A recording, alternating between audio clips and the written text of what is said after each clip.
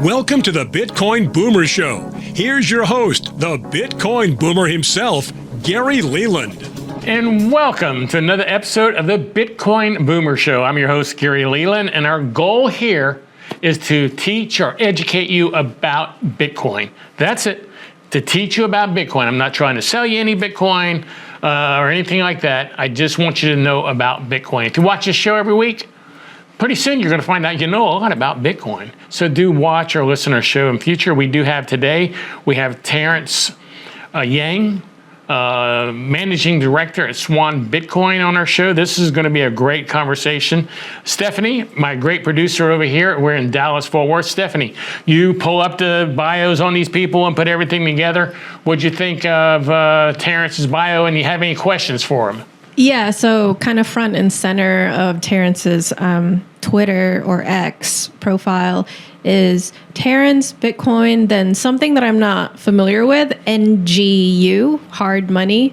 So I'm like, question mark, what is that? Because it seems important to him and to probably people who read that. So NGU, what is that? Okay, well, so I will ask him. I think I know what NGU is, but I'm going to ask him to make sure that I'm on track and see what NGU is for Stephanie. Like I said, one of our things here we really want to do is just teach you about Bitcoin. That's it. I know I say this over and over and over, but it's so true. I think Bitcoin is the future. I think it's hard money. I think it's going to change the world. I think the US dollar is in trouble. We've just been printing so much of it. And I think the safety net, or the thing that will help us and prevent the whole thing collapsing, everything, is Bitcoin. The dollar may last a long, long time. I'm not saying the dollar is going to fold or disappear tomorrow. It's a world currency, and because it is a world currency, it's in a unique situation compared to most monies, and it could last a lot longer. So whether the dollar stays here and Bitcoin stays here too, or whether the dollar disappears and Bitcoin replaces it someday, any way you look at it, in my book, Bitcoin is here, and it's pretty much here to stay. Even if you shut down the internet to get rid of Bitcoin, once you turn it back on, Bitcoin would be there. And I don't think there's any way that the internet is going to get shut down worldwide. So Bitcoin, in my opinion, is pretty much here to stay. But these are just the thoughts of an old boomer. Okay, so we'll be right back after these words from our sponsor with Terrence Yang, and we're going to talk about Swan Bitcoin and all the stuff they're doing, and of course, Bitcoin. We'll be right back after this word from our sponsor. Please stay tuned.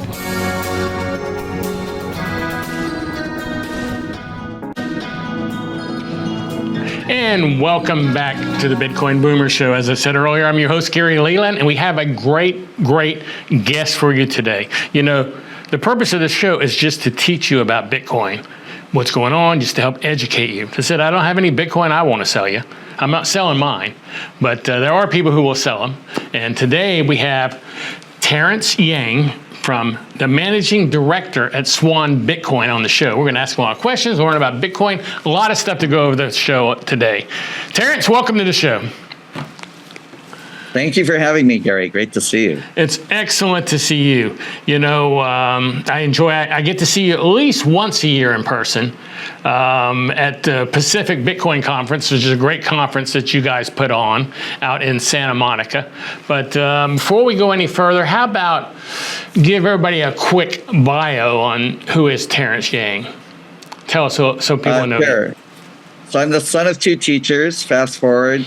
I went to Harvard Law School, worked on Wall Street as a lawyer and then business person at places like Merrill Lynch in New York, the headquarters, in institutional, working on complicated or more regulated financial products. Those are very high margin, good for my ego and pocket, bad for my kind of sense of purpose, I will say.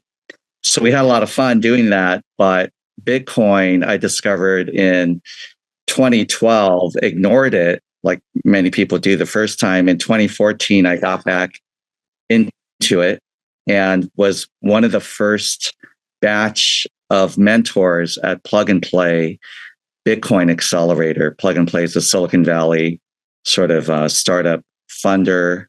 They have real estate to house a lot of startups, and they're really strong at corporate and government kind of VCs and entities kind of supporting startups. So anyway, so I invested in Bitcoin startups then on the theory, instead of Bitcoin, on the theory that I didn't know how to self-custody. If I put it at a Mt. Gox, they would go bankrupt. I was right about that. What I was wrong about was if you did have Bitcoin at Mt. Gox, that would be like a 10-year hold because they'd go bankrupt and you'd hold your Bitcoin and it would be worth significantly more. Not as much as you'd like if you actually held it, because at some point they kind of cut off the time and you're like, okay, the frozen in time, we're going to count the Bitcoin as of this date, much lower price than today. Anyway, so my theory was if I invested in Bitcoin startups, if Bitcoin didn't work, because I was a blockchain, not Bitcoin guy, I didn't get it. These startups could always pivot to whatever coin or whatever was working at the time, whatever was in fashion or had product market fit. Big mistake. I love the companies I invested in and they're fantastic founders, but economically would have been much better just to buy and hold Bitcoin. My orange pill moment in terms of actually understanding Bitcoin, I would say came during and arguably after the block size wars. So years later, I was a big blocker. I apologize for that. I was influenced by some portfolio companies that were big blockers because, they ran businesses in Bitcoin. And at the time, the thinking was, well, we want lower transaction fees. And the easiest way to get that is to increase the block size. Big mistake. Bitcoin is really about hard money. And that's something we can talk about later. But I would say, orange pill moment is circa 2017, 2018. But didn't really, even though I understood it, I still didn't really understand it, you could argue, in terms of position sizing and having enough Bitcoin till later. So don't rob me, don't dox me. I don't have that much Bitcoin, allegedly. Well, you got a couple of things that you mentioned that I want to go into. Now, first of all, you said hard money. Now, Stephanie wants to know what NGU Hard Money means. That's on your sure, yes. Twitter page. Thank you. So this is something I always try to simplify things to kind of catchphrases to get people to kind of think. Of assets, you can't really sell number go like up. equities I did not come up with it. Like that, but there are a handful of assets like. It's a popular sort of trope, or not trope, but popular acronym in Bitcoin for Bitcoin is number go up technology, NGU. So NGU Hard Money, what I realized from talking to a lot of the new people who have come into Bitcoin, and some of them are pretty well known on Bitcoin Twitter, crypto Twitter, whatever you want to call it. People like Gary Cardone and Fred Krueger, they're very focused on number go up. And I actually do think that Bitcoin is number go up if you kind of continue to make hard money the predominant or overwhelmingly predominant use case. We know that Bitcoin can be used for a lot of things. You've been around Bitcoin longer than pretty much any of us listeners and speakers. And Bitcoin has had its moments where it's periodically had a lot of people put things on Bitcoin and using Bitcoin for non-monetary purposes. Could be data, could be art, could be JPEGs, whatever. But that's not what gets the number to go up. What gets the number to go up is the $900 trillion in assets not allocated into Bitcoin. Much of it is real estate, much of it is in bonds, currencies. If you can get some of that demonetized and reallocated to Bitcoin, that is how Bitcoin number really goes up. And to do that, Bitcoin the narrative has to be simple to understand, and it has to be incredibly hard money, predominantly hard money, because with hard money, meaning incredibly finite supply, you cannot have that unless it's decentralized, meaning it's hard to stop and hard to take away. Hard to confiscate, hard to censor. That's it. We can go into detail on the nitty-gritty and how that works, but as long as Bitcoin in the minds of its holders and in the public psyche is hard money, especially among those who own or control the vast majority of 900 trillion. Bitcoin's upside is almost infinite. It's very, very high, hundreds of trillions of dollars of market cap.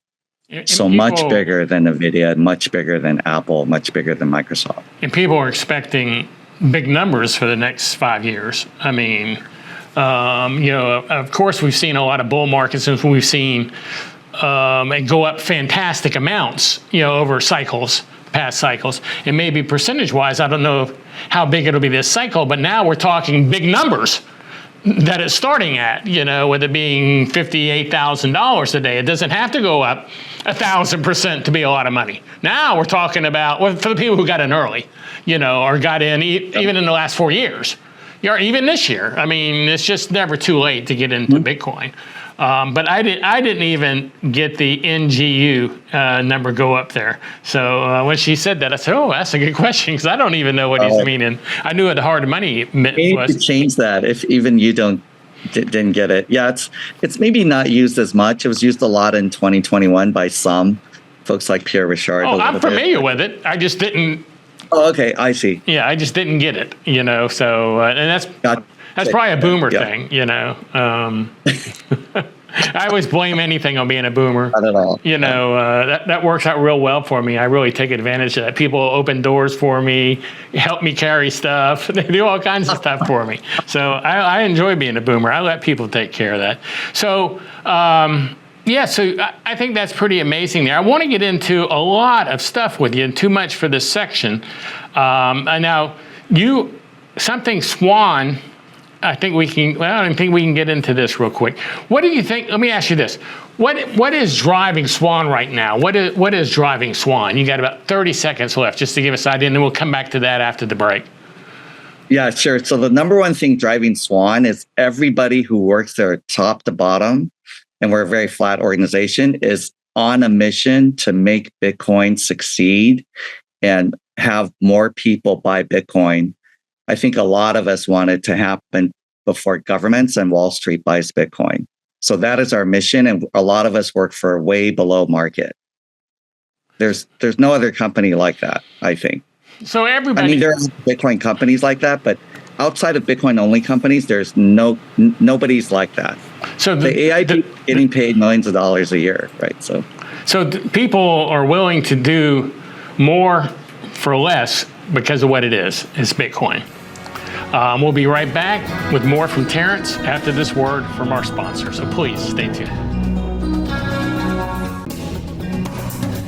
Welcome back to the Bitcoin Boomer Show. Today's guest is Terrence Yang, Managing Director at Swan Bitcoin. Terrence, thanks for coming back, or thanks for coming on, I guess I should say. Let's get back into what you were saying. So before we went to the break about the people at Swan, they're Bitcoiners. They're not crypto people. They're Bitcoiners. Is that a requirement at Swan that you be a Bitcoiner? Yes, I would expect that might change a little bit, where as we go public and eventually and expand. But we're at 200 plus Bitcoiners. I think by most people's definitions, we're pretty maxi. Corey doesn't like that term. I don't either, because maxi was a derogatory term created by Vitalik Buterin, who's created a lot of other terrible things like Ethereum.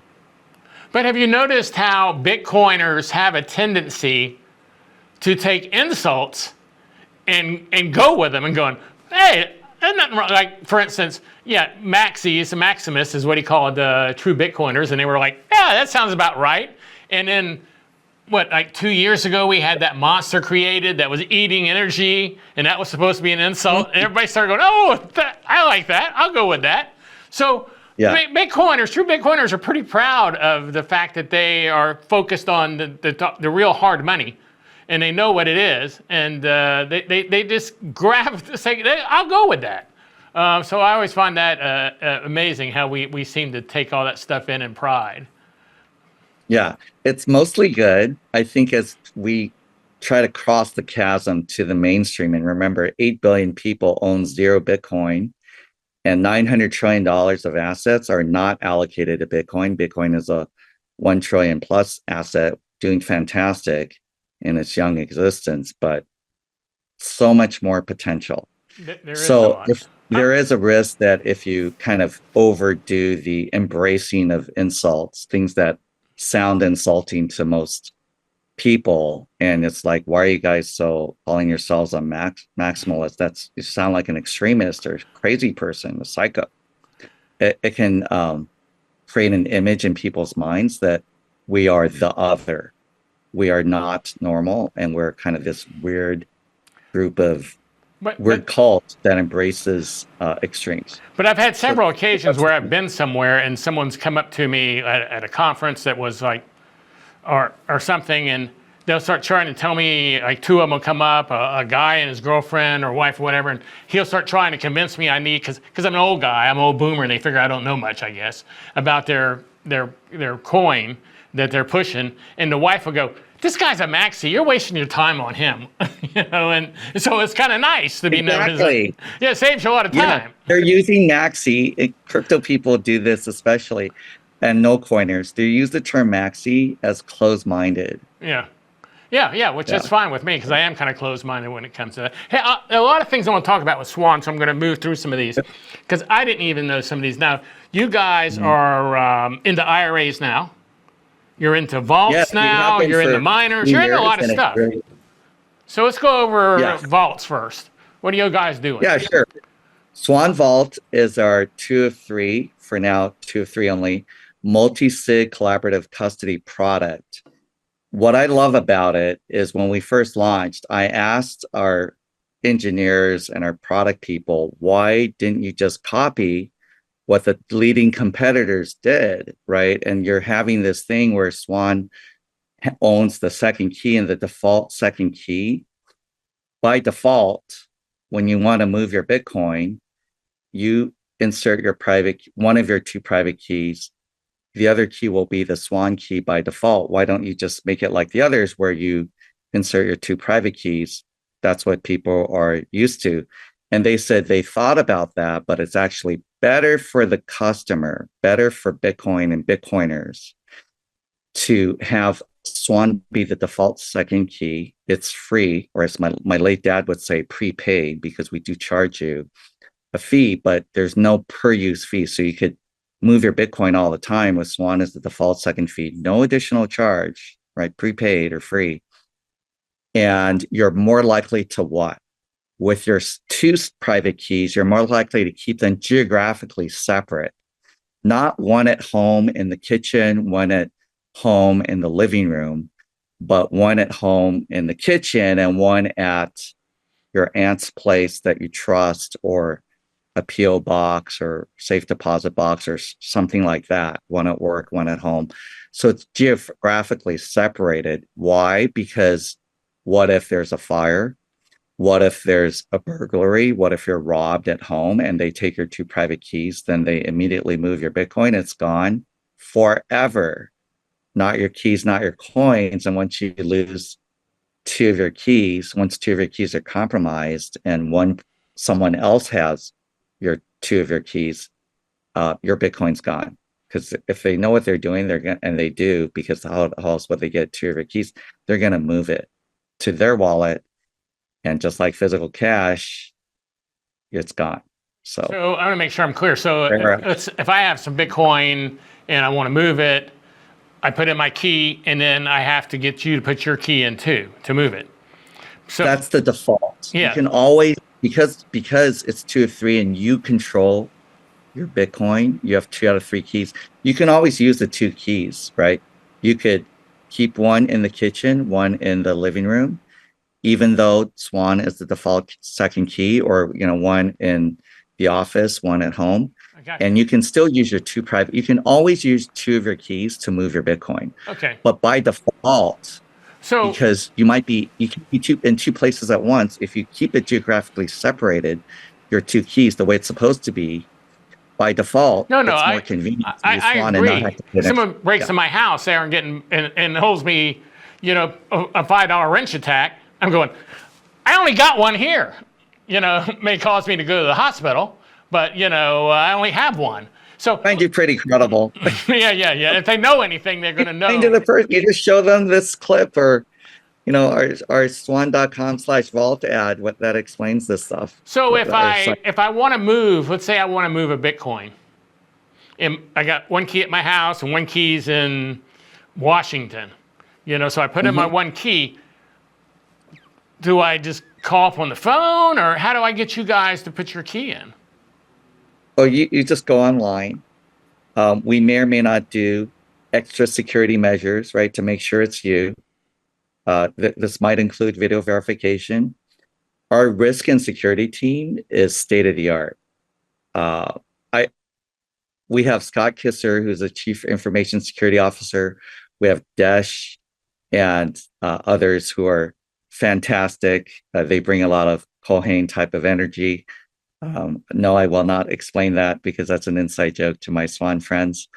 And basically, we have incredible people making sure that even if one of your keys are somehow stolen or in the wrong hands, that when they come to Swan Vault and because they can't get your second key because it's in the state of Washington or Washington, D.C., I'm not sure which Washington you meant.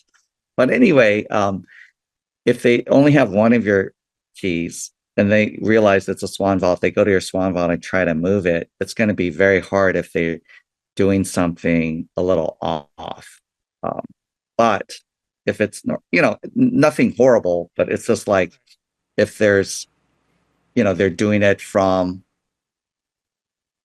China or some country that you're not normally at, right?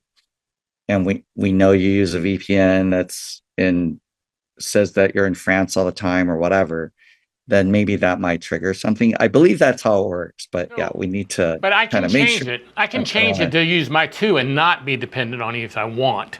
That's just the anytime. default setting. Yeah, you could choose to do that. Yes, you could. Yeah, it's just the way that's set up. It's default, no charge. Swan is your second key. Well, that makes more.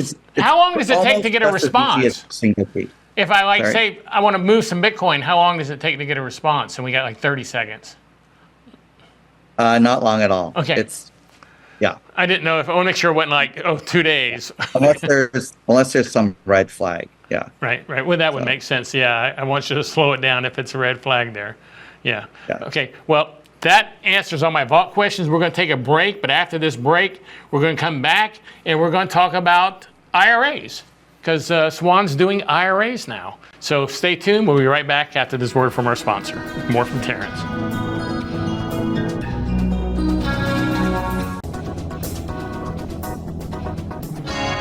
And welcome back to the Bitcoin Boomer Show. I'm your host, Gary Leland. We have a great show going on, learning about Swan Bitcoin from Terrence Yang. Terrence, welcome to the show. We've had quite a few people on here, I think, from Swan, but I seem to have more questions for you that are not our normal about Swan than I did for them. I don't know why. I want to go into IRAs now because Swan is now doing you guys are doing everything. I mean, if it's Bitcoin, you guys are bringing it into your world. I mean, it's kind of like the guy says, this is my world. Your world is anything to do with Bitcoin, it seems right now. You're not pinholing yourself. Tell us about IRAs. What do you guys do with IRAs? So Swan IRA is a product that I came up with due to customer feedback. I really believe, having worked in startups as an angel investor and lost a lot of money, a small LP, advisor, mentor, and startup pre-accelerator founder, you have to listen to your customers. So customers, I'd be on Twitter Spaces, talking to friends and Bitcoiner friends in person or whatever, and people would bring up IRAs, and I'd be like, first couple of times, like, okay, that's interesting because it wasn't all the time, and then it just kind of seemed to increase. So I started proactively asking people about it, late night Twitter Spaces or whatever, and people would really wanted IRAs. Bring up. We at Swan, we try a lot of different things. I think like any good startup. And we have a lot of ideas and decide to kind of trial balloon or just talk to people about it. Sometimes we just talk internally and kind of think through things. Would I want this if it were me? but IRAs made the cut, and we're very happy that we've been able to launch it. Incredible team that has done it, from product to engineering to design to operations, client services, onboarding.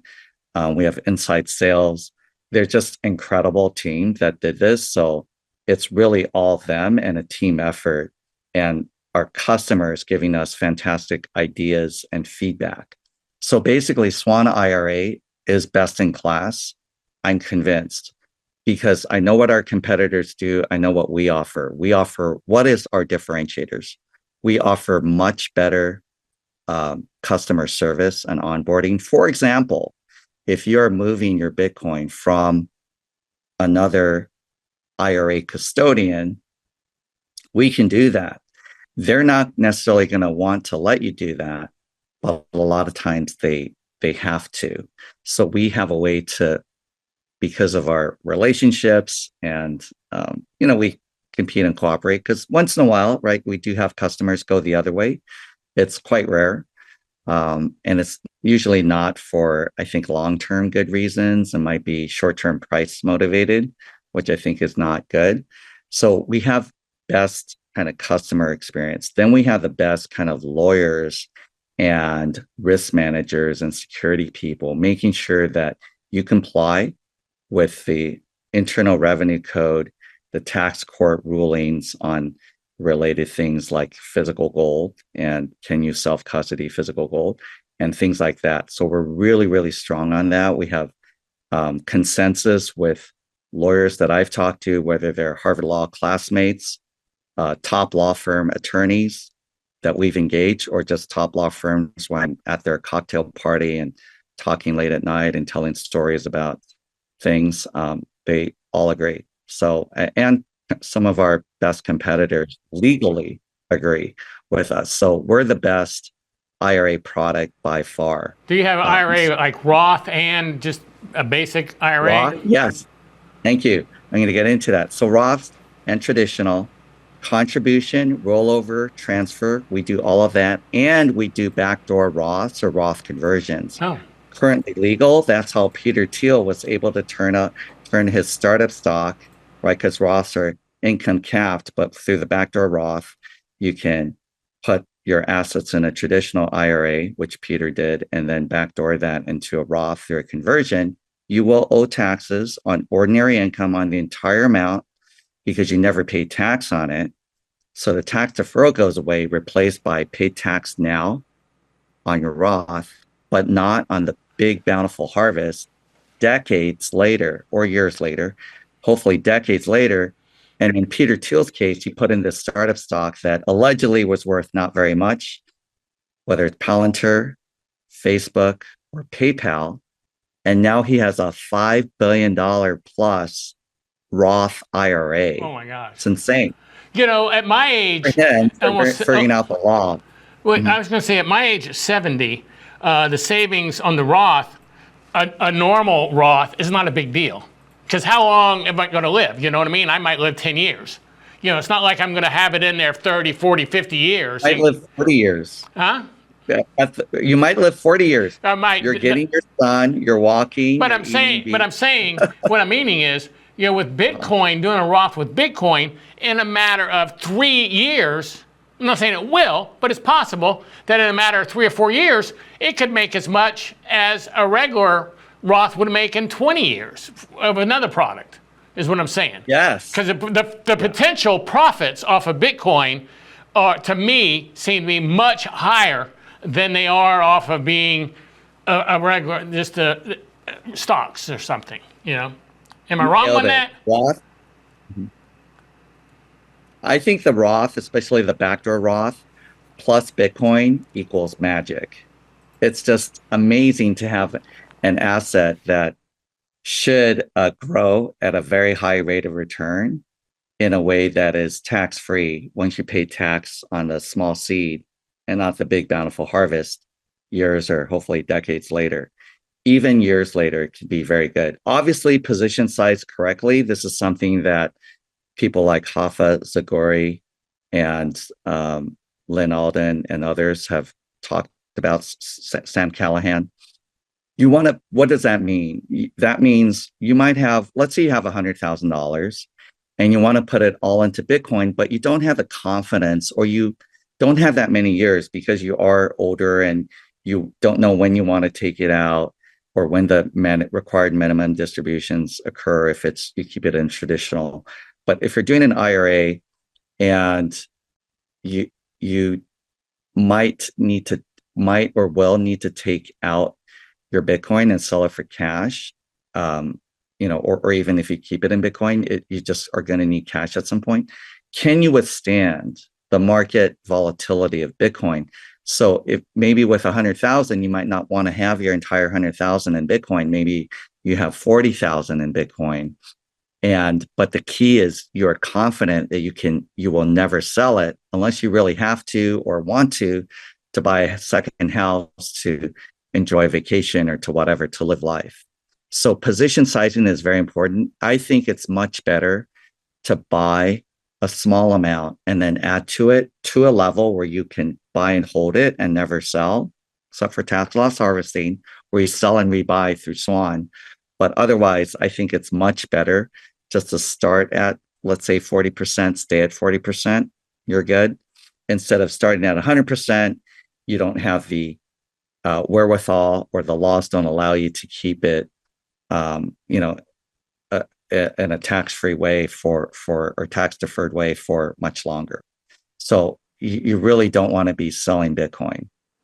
So the idea. Yeah, I agree. Yeah, I've never sold any of my Bitcoin, so I don't know. I know that I don't sell. Yeah, I don't sell Bitcoin. I mean, I guess I have gone to a Bitcoin show and bought something with Lightning, but that never made it to my cold wallet. Oh, right. Yeah. That was on my phone, and it never made it to my cold wallet. So I've never pulled anything out of my long storage wallet. Once it goes in there, I'm kind of like scared it's like crack. Once you move it, you've crossed that line, and the next time it's easier to move, kind of like crack. Once you do that crack, The next time it's easier to do crack. And before you know it, you're on crack all the time, or you're moving your Bitcoin all the time. Yeah. So I think most people are like that. Yeah, so that's why I've never crossed or smoking cigarettes to be easier. Once you smoke one, it's easier to smoke the next one. Next thing you know, you're doing a pack a day. So I've just stayed away from it completely. Okay, we have another segment with Terrence, so please stay tuned. And on our next segment, we're going to be talking about miners. Swan is now in the mining business, which is really cool. So we'll talk about that when we come back, right after this word from our sponsor. Please stay tuned.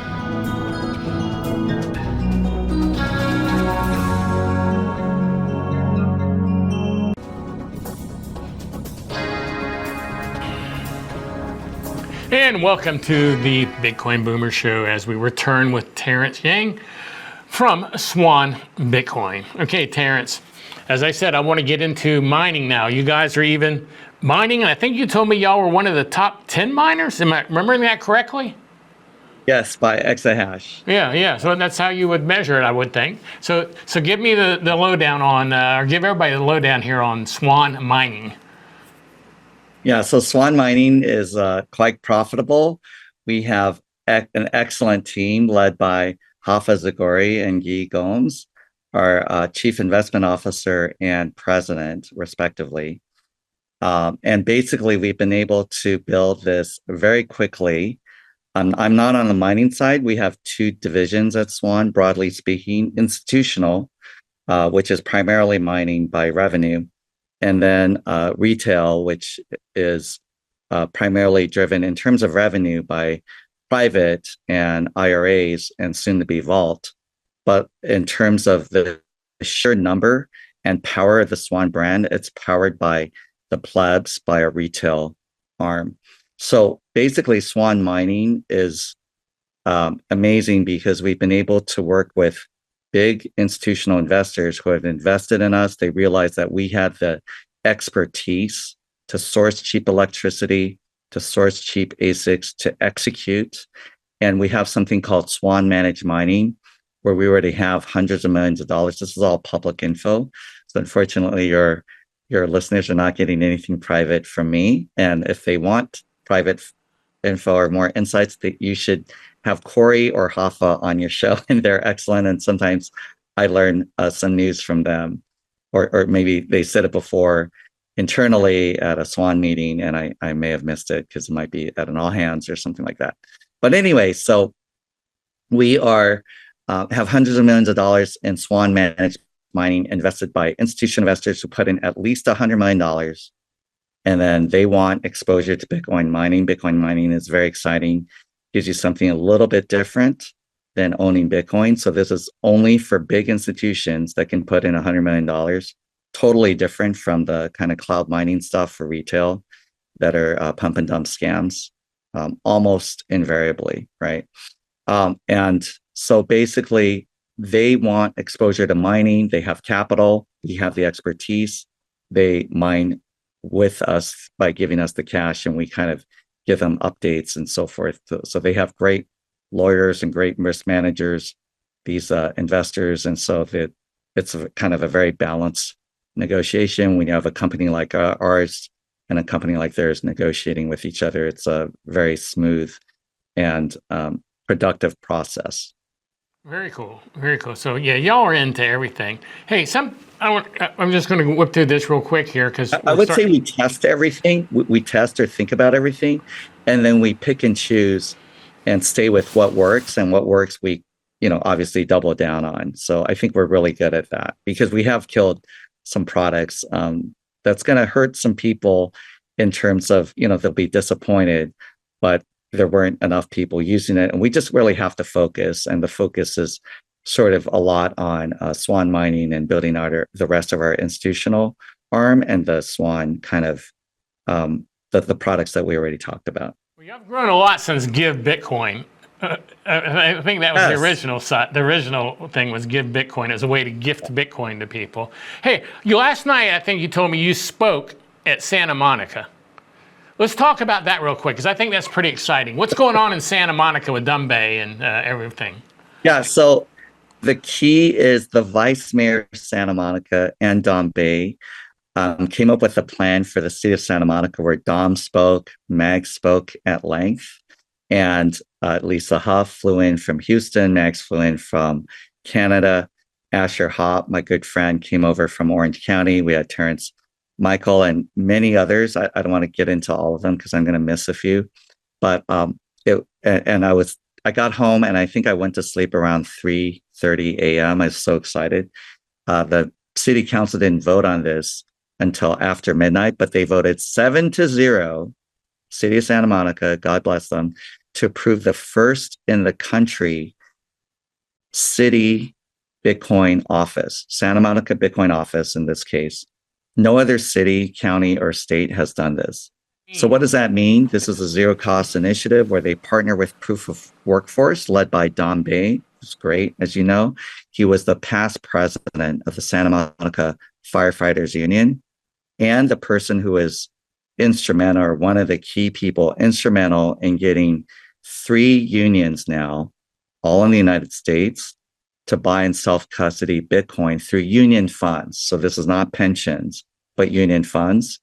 And he's just an incredibly hard worker. So all the credit is to him, the city council, some of whom had legitimate concerns, right? Because they hear about Bitcoin and scams and people losing money. And are you guys just trying to get our residents to buy Bitcoin? This is all about education, helping the citizens and residents of Santa Monica get jobs, including remote jobs in Bitcoin, and learn about energy mining, Bitcoin mining and how it can load balance energy and so on and so forth, and just promote the city of Santa Monica to people who put on conferences such as this guy. I don't know if you've heard of him. He's awesome. Gary Leland. I keep trying to get him to come to Los Angeles more. He has this incredible conference called BitBlock Boom. And it would be amazing if he could do something in the city of Santa Monica. Our friend Don Bay could help with introductions to people from the city to help you put on conferences and events in the city of Santa Monica to support the city, which is basically the El Salvador of the United States now, right? If you think about it, they're the most leading, innovative, progressive city in terms of Bitcoin in the entire United States. even though they're liberal and some people call it the People's Republic of Santa Monica, a saying I find hilarious. But they have the foresight, and it's all because of the great city council members and the city staff and the city manager who worked very hard with the great Don Bate to make this happen. I spoke for 2 minutes or less than 2 minutes. Meg spoke for longer, Don Bate and a bunch of us spoke. And we just had incredible firepower, people telling incredible stories and reasons why they support this initiative to have a zero cost Bitcoin office sort of pilot study. There was one person at least who objected in person, who worked at Merrill Lynch. I'm a Merrill Lynch alum as well. We did not overlap because he worked over 50 years ago. But he was basically saying how he worked at Merrill Lynch 50 years ago. And back then there were scams like Avon and Xerox or disappointments, overhyped things. And Bitcoin is a scam and don't do this. And because I was the only person who worked at Merrill. I said, I used to work at Merrill Lynch too, like the gentleman who claimed that this is a scam. I've seen a lot of scams in my life. Bitcoin is not one of them.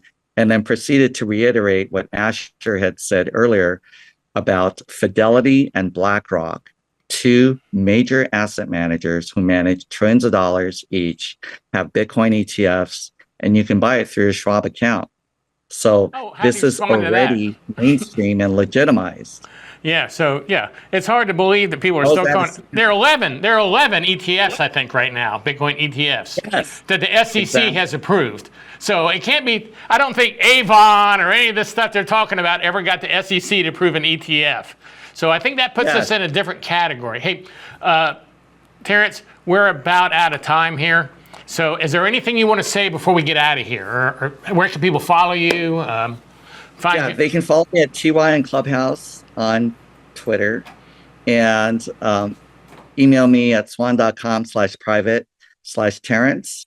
And also, if they want to buy Bitcoin, I recommend they do so at Swan using your link, Gary, swan.com/Gary, to get $10 of free Bitcoin. Sounds good. Terrence, I appreciate you coming on the show so much. It was so great to talk with you. We don't get to talk enough. Usually it's once a year, so this year it's going to be twice. So that's 100% increase. So I'm hoping the same thing for Bitcoin the rest of the year, another 100% increase. Terrence, thank you so much. Welcome. Thanks for having me. Yeah, have a good day. And everybody, we'll be right back after this word from our sponsor, so please stay tuned for our final notes. Thanks.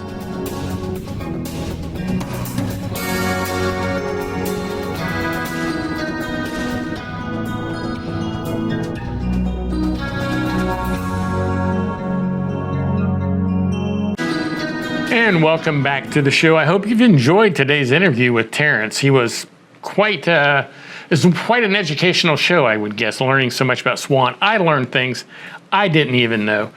Steph, what did you think about today's interview, and was there anything that hit you as special? Yeah, the special hit for me was around the keys that Swan by default has involvement in. Like, we talked about it off camera, but if we can bring it back on camera, the whole like 2 keys, security business. Well, to move your Bitcoin, you have to use 2 of 3 keys. Okay, so 3 total. 3 total. Out in existence. Okay. And you have 2, and Swan has 1. And that's the way most companies are. Casa and Unchained, you have 2 and they have 1. So basically, my thought has always been if you lost one or one broke, you had them as a backup. You put your key in and they put their key in wherever they are, and you can move your Bitcoin and have access to it. But Swan sets it up, which means you got to have both your keys close by, in that case. Where Swan has a setup that you have 2 keys and they have 1, but one of theirs is the primary key by default. Now you can go in and change it to be like everybody else's, but by default, you put in 1 key, they put in their key, and you can move your Bitcoin, and that way both your keys aren't at your house. So someone doesn't break in and steal both your keys and then download your Bitcoin. Everybody's worried about getting stolen from. Like, what are we? I guess we could always bury a key, like, in your second house in the jungle somewhere, or whatever. Yeah. But I guess that makes sense that you want to just have fail safes and safety. If you're a Bitcoiner who's been in it a while and you're responsible for your own Bitcoin, and you'll say you got into it in 2012, you might have $50 million worth of Bitcoin. You are worried about it being stolen. Okay, fair. Yeah. Okay, as somebody who's trying to get up to that level, I get it now, but it's like, Well, before we go any further, I do want to tell everybody to check out my conference, BitBlock Boom. That's at bitblockboom.com. We do a conference every year in Dallas, Texas. It'll be next April, so do check that out. Also, check out my meetup at meetup.com/bitblockboom. Meetup.com/bitblockboom. I do a coffee meetup sometimes in the mornings. This is all in Dallas-Fort Worth. And I also do a barbecue once a month. So do check out meetup.com/bitblockboom. And please check out my Twitter page. If you want to follow me, twitter.com/Gary Leland. Twitter.com/Gary Leland. Say that twice. Make it nice. So I do want to thank everybody for coming and joining us on today's show. Please tell your friends about it. Help us grow this show.